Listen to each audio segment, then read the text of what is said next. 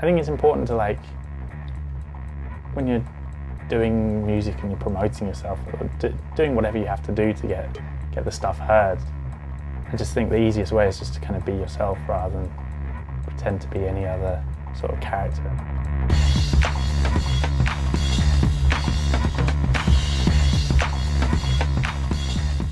Well, first Four Tet album I put out was called Dialogue, and suddenly had a way of, like, seeing through a lot of the ideas I had sort of about in music that I hadn't been able to do before. You know, I'd been recording in more kind of traditional methods, and you know, suddenly I had this machine that would sample things and loop things and speed things up and slow them down and stuff. And it was suddenly, like, really mad kind of productive time, and just made, like, a ton of music.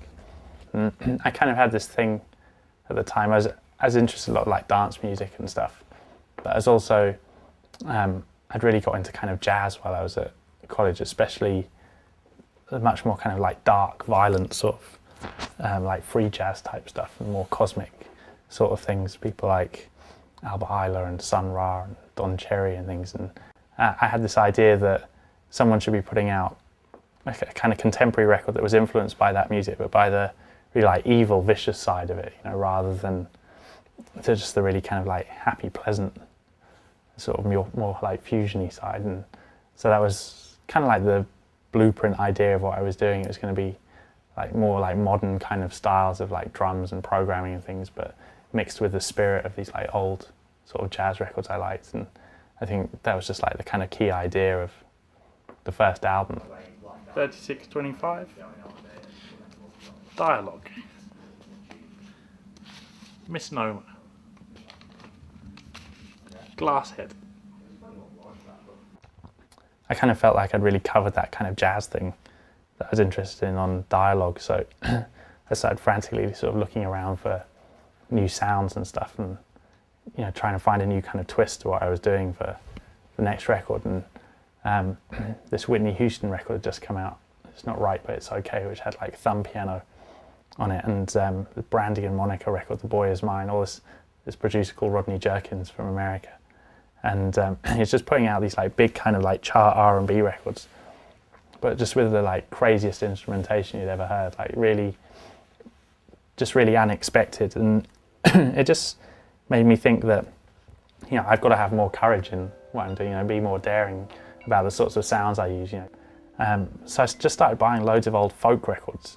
Just, you know, I'd find records of, I don't know, sea shanties or, you know, Celtic harp and stuff, and just started buying loads of them just to hear, like, different sounds.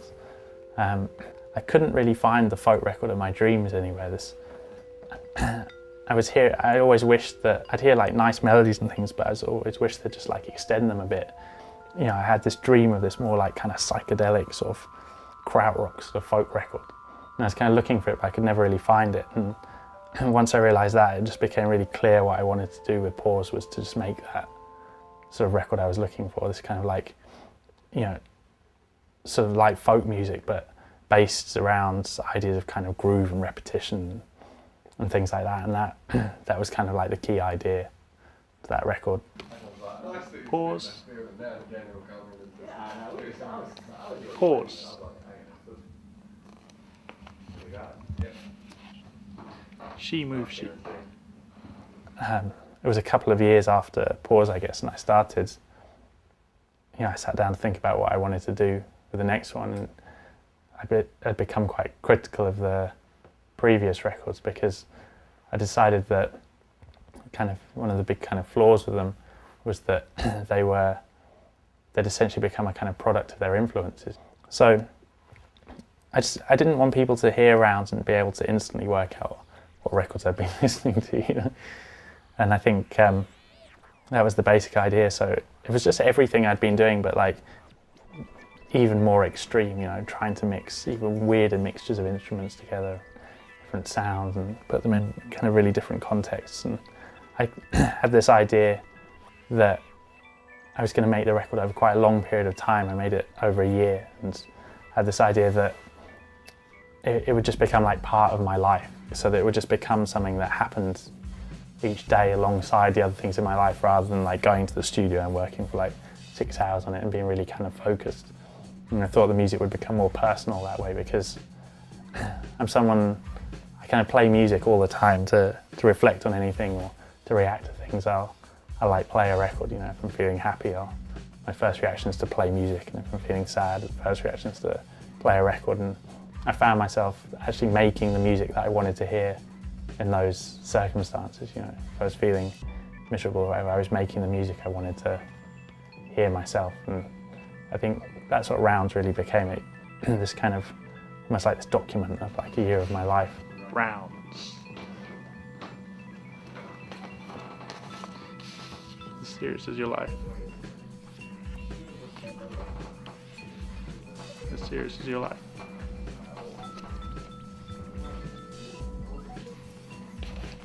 As serious as your life again. I guess it is really important to me that what I'm doing is electronic music, essentially. You know, I've got this.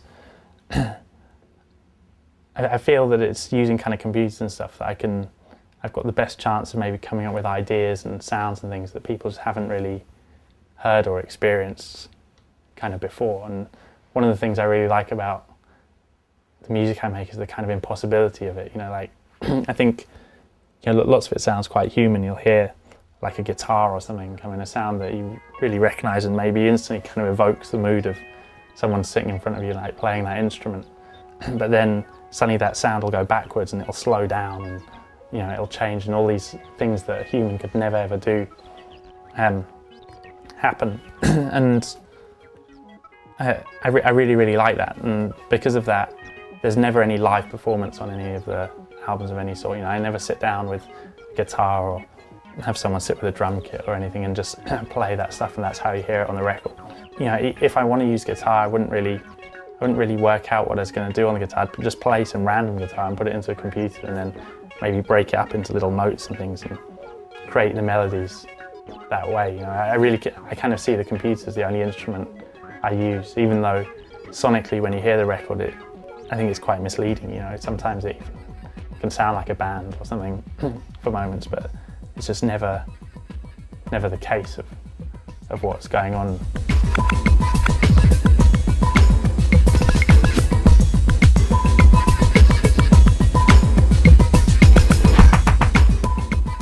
When I kind of started doing the Four Tet thing, I don't think it ever really occurred to me much, the idea of trying to perform this music, but there was kind of more and more demand for it. I was getting booked for concerts and things. And by the time Rounds came out, I was starting to take it quite seriously, and I developed all these kind of techniques where I could take music of mine and kind of break it into its sort of components and start creating new pieces of music in a sort of real-time situation.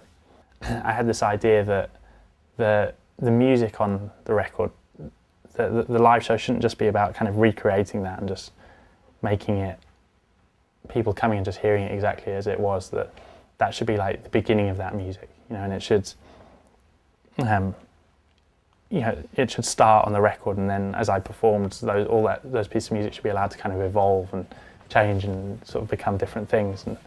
And that started to really inform the ideas I was having about where I'd take my music next. I was finding that it was at the shows and everything that I was coming up with ideas that I was thinking, oh, you know, that's going to be the sort of thing I want to try on the next record and stuff. So when I started working on the new album, Everything Ecstatic, that was the key idea, was to kind of take the ideas from my music and where I've been going with the live thing, and just make a record that was a lot more vicious, a lot more kind of punchy, I think. And I think there's a slightly kind of rebellious nature in me whenever I make a new record. I start thinking about all the things that happened with the last record, and I suddenly get this urge to kind of destroy all those ideas a little bit and just try and move on. You find yourself getting kind of frustrated with, especially the idea of getting pigeonholed and things. You never want, you know, you make a record and at the time you think it's really kind of like edgy and daring, and then 6 months later you hear it in a cafe somewhere and someone's writing about it in a magazine being like, oh, this is part of this scene or whatever, and you know, you just start thinking to yourself, oh my God, that's not what I intended, I've got to get out of that, and you start on the new record. And so I think whenever I start on a new record, there's a slightly kind of rebellious thing going on where I'm like, oh, I want this played in cafes and I want this going on, I'm going to make something really bloody crazy that no one can get their head around at first. I think I really felt that this time round. And I knew that to make a record that had that kind of urgency that I was looking for, the best way to do it was to make something incredibly fast. And I just did the whole thing in like 2 months, this really sort of concentrated burst of energy. And I mean, I've only just finished it and it's already kind of about to come out, which is, you know, I haven't sat with it or anything. It's really bizarre for me. I might hate it completely in 6 months' time. I don't know, but part of the excitement of all this is just taking that risk, is just do something really, really quickly and just give it to everybody, like, here, you know, this is the new album. This is before even deciding what I think about half of it, just it'd be this like just mad moment of excitement. And that's what was the idea behind the record, I guess.